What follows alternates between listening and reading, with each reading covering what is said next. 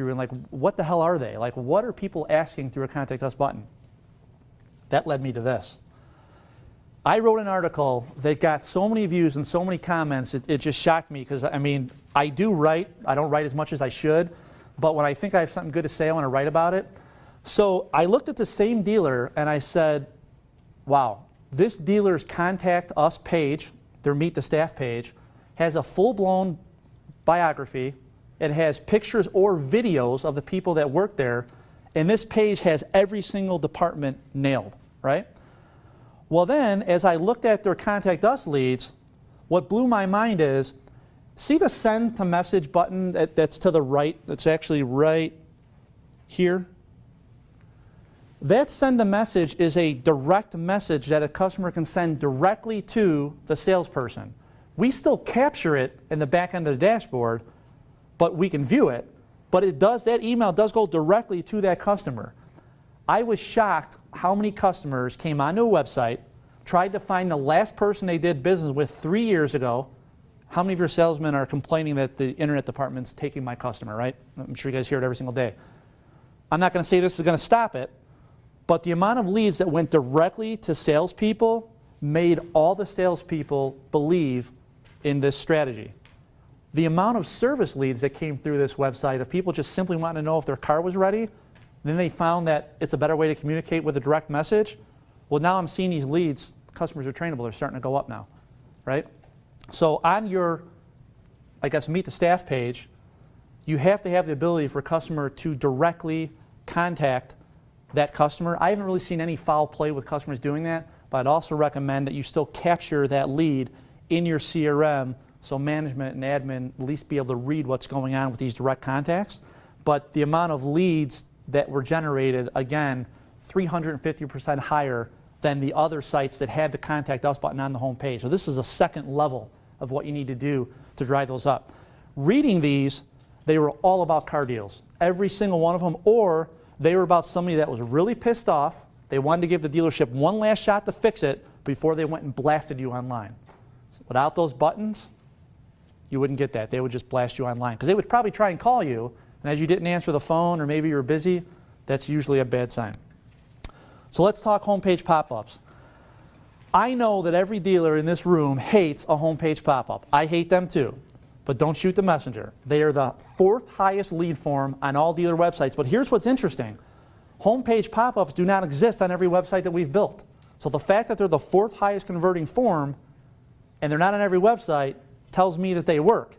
So what did I have to do? I had to dig into the data and find out what type of homepage pop-up is a dealer putting on their website that actually makes it work. Because I had a lot of dealers who had them and they had no leads. And I found something, again, right before your eyes, very simple. Every homepage pop-up that worked had a dollar number figured into the homepage pop-up. So it's either $39 and $99 a month, or it's $2,000 off, or it's $6,000 off, or it's $300 off. So I don't know if you guys have heard of this company, but the name of the company is called HookLogic, and they've been doing some things with, gift cards and things of that.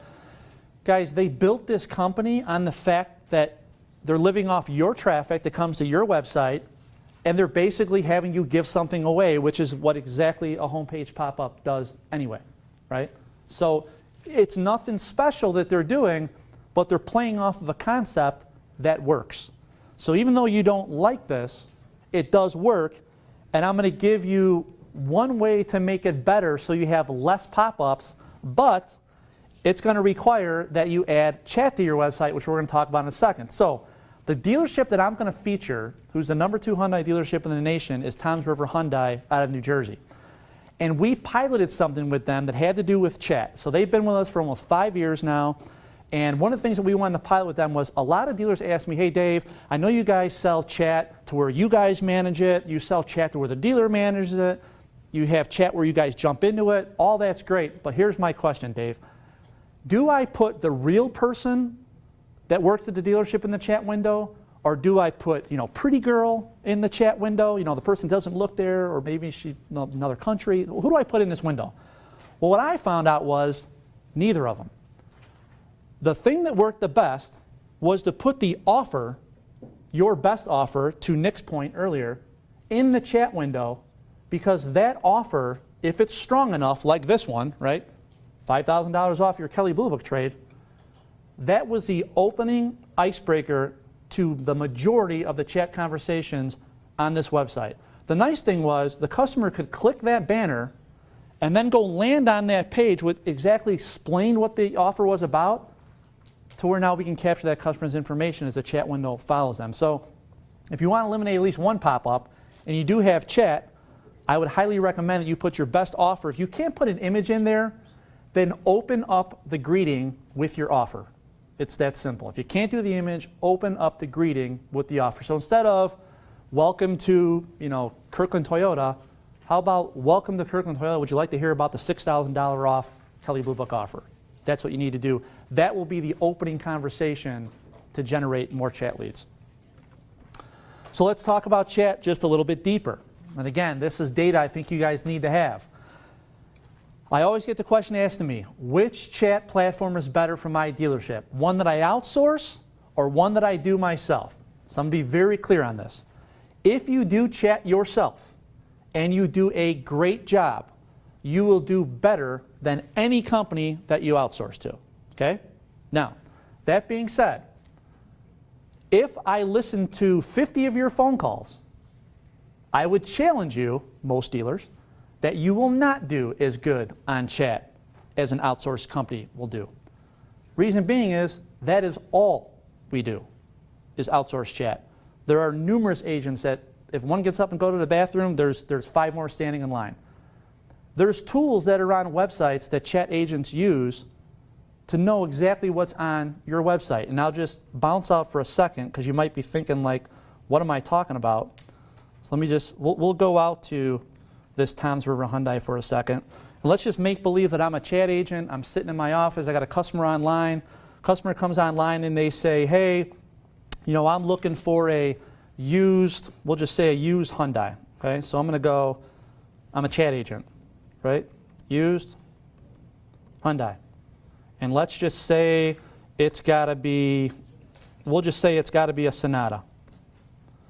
So what's happening here is the chat agent has the ability with the right platform to pick your website apart within seconds and give a response if the technology is there.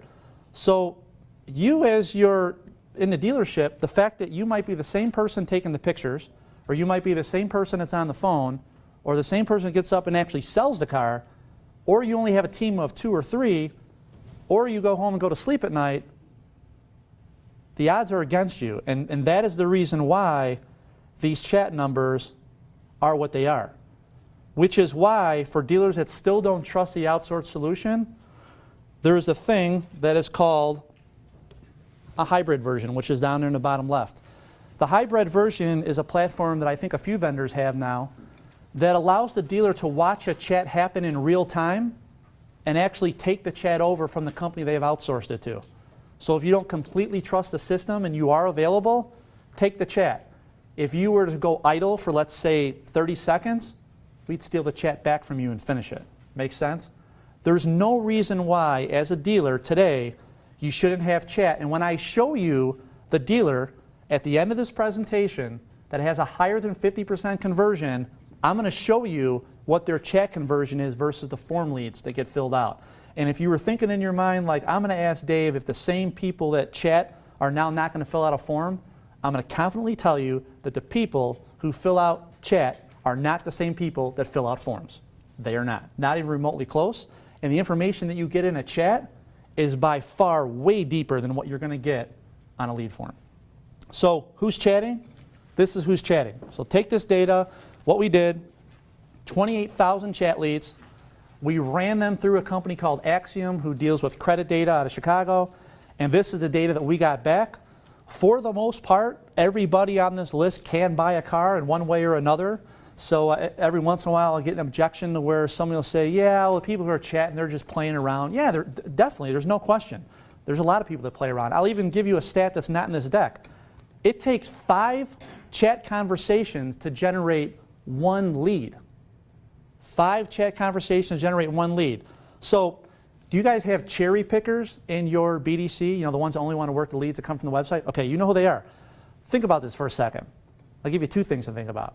Number one, if you have cherry pickers in your BDC, okay, and somebody comes online and they start asking questions about, let's just say, a particular car or even your service department, do you think your salesperson is going to handle that chat lead for the service department the way that they should? Okay. Now let's go back to the cherry picking. The reason why dealers cherry pick leads is because they want to do the ones that work, right? Imagine you went through 3 months of chat as somebody in the actual dealership. You engaged in 500 chat conversations, and out of 500 chat conversations, you only came away with 100 conversations you could actually do something with. Are you going to attack the next 500 the same way you attacked the first 500? Or is your mind going to start telling you, you know, chat just doesn't work? What we see, dealers who manage their own chat, instead of their lead volume training customers to go higher, it actually starts going lower. Because you're training customers, if I click the button, nobody's there. If I click the button, I get a half-hearted answer. If I click the button, so this goes on over time, your agents actually get worse and worse and worse. But these are the people who are chatting. But again, if you control this as a great dealership, you will do a better job chatting on your own, but it is a beast to control. I will promise you that. Okay, so let's move along a little bit. So one of the things that I've seen in the industry, and we've seen this in our websites, which caused us to create a tool of our own, I was pretty shocked at how many dealers used a third-party plugin for the credit pages of their website. Couple names, DealerCentric, Credit Jockey, there's a few of them. So as I went to our websites, I said, man, there is a lot of dealers who have these applications, and as customers come on our website and submit a lead, I don't get to see that lead that got submitted to somebody else's application. So I'm losing data, right? I want to know, are these things working? So I reached out to all these different vendors, and I got them to agree to start sending us the data, you know, like as if it were their CRM company, so I can start finding out, are these things really generating a lot of leads, or is this just smoke and mirrors? And I found out these things were generating a lot of leads. The numbers are right there. So dealers that had 4,500 visits, the ones that had a framed-in application got 53 leads on average, and the ones who didn't got 14. So me being who I am, I said, you know what? We're going to create our own tool, and we did. It's called the Virtual Credit Consultant, and I'll show you what we did and why we did it. So as I dug into this data a little bit faster and quicker, I said to myself, you know what? Why aren't our lead form, our pages working? So I had a whole bunch of heat mapping set up, and I found out that of the customers who did go to the finance pages of our website and the ones that did try to actually submit their information, 45% of them left the page, A, because the page is this long, right? But the ones that tried to fill it out stopped when you asked for the Social Security number. So then I'm like, wow, well, what the hell can a car dealer do without a Social Security number today, right? So I reached out to TransUnion, right? Got into a conversation, had this bright idea, and I said, you know, how do these credit card companies sell, you know, they send me these credit cards, they say, hey, you know, $8,500 you're approved up to, you're pre-approved, like, they have to have access to my information. They can't just be blindly sending stuff off to people. Well, he goes, well, Dave, they do what's called a soft credit pull. I said, well, what's a soft credit pull? Well, soft credit pull is something that doesn't affect your credit. Like, you can run it 1,000,000 times and it doesn't affect your credit. So I said, well, how does it work? He goes, well, it's simple. All you need is 5 pieces of information from a customer. Okay, well, what are the 5, right? A name, a phone number, an email address, and an address, right? So those are the 5, right? So I go, okay, let me get this right. If I get these 5 things and I don't need a Social Security number and I can send this to TransUnion, what can you send me back, right? What can you send me back? So he goes, well, Dave, if you give me those 5 pieces of information, a dealer could choose each one of those 5 tiers up there and decide which customer they want to do business with. So when this is over, and I used to do this in front of everybody, but a couple of people got embarrassed, I can actually take anybody in this room, your 5 pieces of information, and I will pull down your credit score right in front of you, in front of the whole room if you wanted me to plug in. But if you want to do it on the side, I'll pull your credit score down. So as a dealer, you could say, okay, if I'm dealing with a customer with a 670 credit score, or I'm dealing with a customer with a 520 credit score, there's a different way to attack that customer. You might even have a special finance department in order to deal with it. But you don't have this information, or you're not even given the opportunity to get this information if you're asking for that social security number right out of the gate. So I'll show you this tool if you want to see it. This has been hugely successful. And to flip back onto the mobile side, if you do have a credit plugin right now, make sure that you have it on the mobile version of your website. It should work in its mobile format so customers can actually use it, so double check that. So let's just move on to service, and this has to do with service schedulers. I hope at this point that you have some sort of a mobile scheduler that's, or just a service scheduler in general that is also mobile compatible, because the dealers who have them, on average, generated 81 leads versus the ones that have the old, boring, long service page, like we have on our websites, only generated 17. So if you don't have a scheduler, get one. Please start paying attention to your service departments. That's my entire background. I only used to just speak on fixed ops until I didn't get rooms like this, so it kind of got disheartening. Give back to your service departments. I don't mean to plead for them, but they mean a lot to your stores, and I know this room is filled with all salespeople, but the banging of the heads between the two departments definitely needs to stop. Keep in mind that computers started in the back before they ever hit the front. Those guys understand technology. I mean, they've been using handheld computers for 15 years. But that being said, you're going to have to lead the cavalry when it has to do with these schedulers, because most fixed ops or service managers were former technicians. So even though they might know the computer, this one, they don't know this one. So they're going to need your help. So the conversion formula that I like to push dealers to is the 50% conversion formula. So I've had quite a few presentations where I've had a few people say, well, then show me a website that did it, right? So I wanted to show one where I guess Brian could vouch for this dealer. This is Toms River Hyundai, and this is their lead conversion on the left-hand side for the 2013 year-to-date. They are 51.8% of every visitor that hits that website, whether it's mobile or whether it's desktop, they have converted that customer either to a phone call or a lead form or a chat. But I want you to look at that chat number and see if anybody wants to argue me whether you need chat now or if it's even the same person. Chat outperforms form leads 2-to-1, guys. And these are not just chat conversations. These are chat leads. These are names, phone numbers, and email addresses. These are not just conversations, okay? That's what that number stands for up there. And we're breaking down further things like mobile and everything else in the dashboard. So it's important numbers. It is possible. I'm hoping the information I gave you guys here today, you can take back to your stores immediately. Honestly, I don't really care if you use a PGI site or not. You got to make these changes. They work. We're willing to share with you the data that I've collected on all these websites, and I was willing to share it with you so you can actually make these changes. So thank you for listening.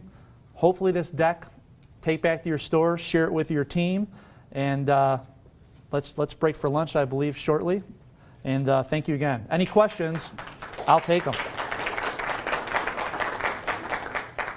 Anyone have any questions?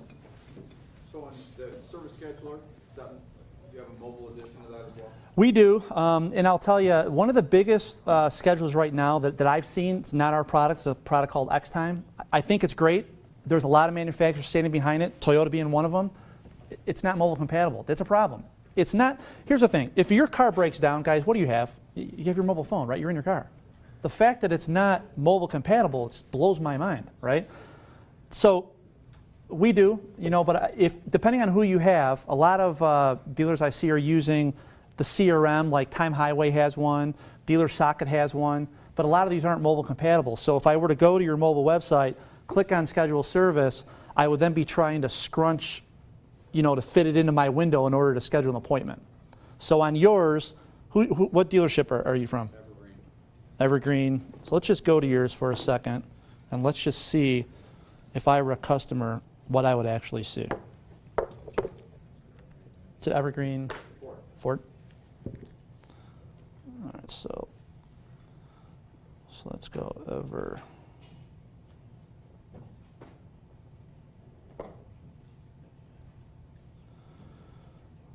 Okay, so you have your service button. That's great. Okay. Yeah, I mean, you're Let me get that back up there. Of course, my phone just went dead. Isn't that great?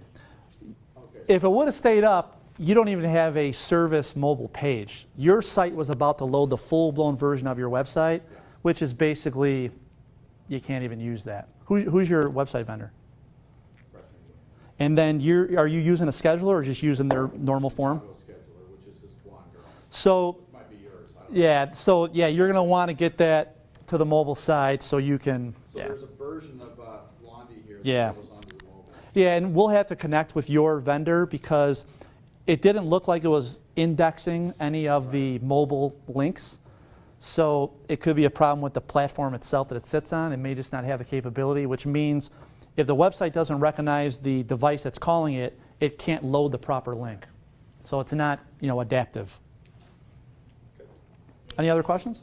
Who did you say the dealer that had the 50% conversion on? That was Tom's River Hyundai. It's Lester Glenn. They're the number 2 Hyundai dealer in the nation currently. Tom's River Hyundai? Another thing that you might want to do too is mystery shop your own store, and I just started doing this last week. I started mystery shopping a whole bunch of dealers, and I'm just now starting to get their second and third responses because I'm real interested in the links that are inside the email because I like to click on them to find out where the hell are they going on a mobile device because I don't think any dealers really realize how many people open every email with their phone. I even open up the email from my phone while I'm working on my desktop. It seems to hit there faster, but none of the links click. And to give you one better, and I'm not a CRM guy, but I'll leave you one last thought. We talked a lot about mobile. We talked a lot about being adaptive. I'll give you one thing to go beat up your CRM companies with. Ask them when they're going to send out mobile compatible emails. So a lot of the emails you're sending out there's actually mobile compatible emails that can be sent out that fit your browser the correct way on a mobile phone. So that's something to think about for the future. You'd have to beat them up for it. I don't think anybody even has it yet, but it's something to think about for sure. How different is your content going from mobile to desktop? Exactly the same. No different. And not even that. One thing that's important on your mobile forms are every single page and every single form that is available on the full-blown version of your website should be available on a desktop version. Otherwise, you have no way to test it. So like I said earlier, we see a lot of dealers that have Getty price on the full version of their site. Then you go to the mobile site, and it's just not there.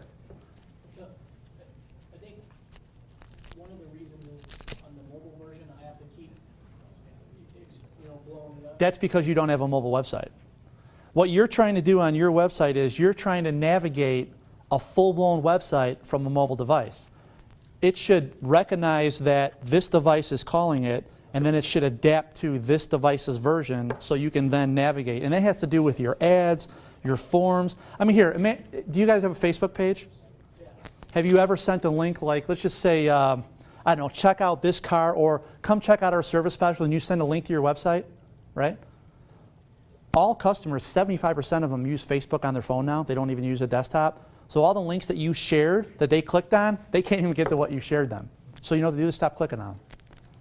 So that's one of the issues that you're going to face. That page should be available in its mobile format where your content is stacked nicely so they can take action. So if you have a mobile site, but just that portion isn't showing up, it's just because they can't read that.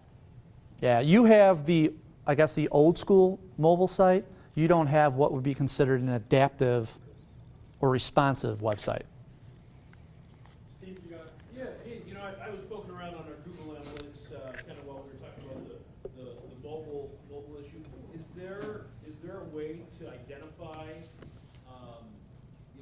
people that went to a deep link and it blows out to the homepage on the mobile device and see that in Google Analytics, how much traffic you're losing? Yeah, you can go into analytics, you can identify mobile, and then you can go to the pages, and you'll see the bounce rates will just be crazy. They'll be crazy high. Yeah, I looked there, I couldn't quite see it, but I guess I just need to look closer. Yeah, they're definitely in there. And I think Google's going to get better and better with the way they're reporting their data now that they've broken it up between tablet, mobile, and desktop. So I think the numbers are definitely going to be there for you to make some decisions of what you need to do. But this has got to get fixed soon. The industry is going to die from it if it doesn't. It's just sad that we're in the auto industry and we're always considered to be behind the times. And then as I was putting this presentation together, I'm like, man, we are really behind the times, and now I'm starting to understand why. So what are we going to do to fix it? You know, so that's where the focus is. It's mobile. I mean, example, what I gave you guys for the Meet the Staff pages, the direct contact, within the next 2 weeks, every mobile website that we have, on the home page of the mobile website, as part of the main navigation, we're going to have direct message. That's going to be the link. So when a customer clicks on it, it's going to then load the Meet the Staff page. It's going to line everybody up the way it should be and let customers direct message right from their phone directly to the salesperson of their choice or service manager, because it works. So you got to carry it over. Any other questions? Thank you guys. Appreciate it.